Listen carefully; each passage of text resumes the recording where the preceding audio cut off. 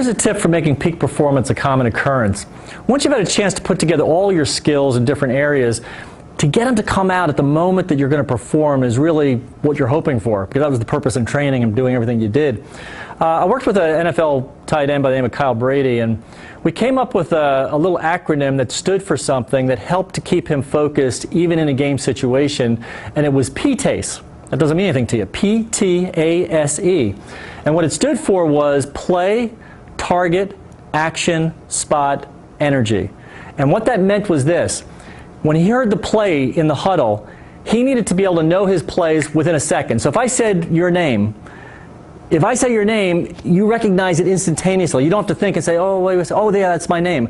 You don't know the play if it takes you that long. So any play you need to know as fast as you know your name.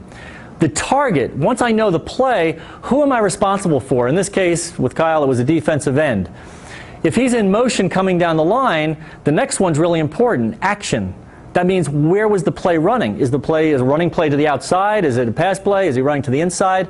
And it's a simple thing, you know, it makes a big difference that if I'm, as the tight end, needing to block you at this point, if I line up with the defensive end perfectly lined up and the play runs to the inside, once I make contact with him, even if I'm blocking him, he's going to run me down the line.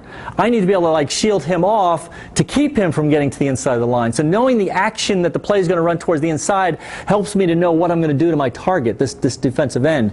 Spot, I've talked about before, it's on a particular spot. There's no faking out a spot. If I can focus in on that spot, I've got it. And energy to the end of the play. It's not just the initial burst of a block and then it kind of fades. It's having that same energy you start with until the play is over. If you do that in your equivalent, whether it's be football as a tight end or whatever it might be, you'll find that you play at a very high level and you start to experience a lot more peak performances. Until next time, take care and God bless.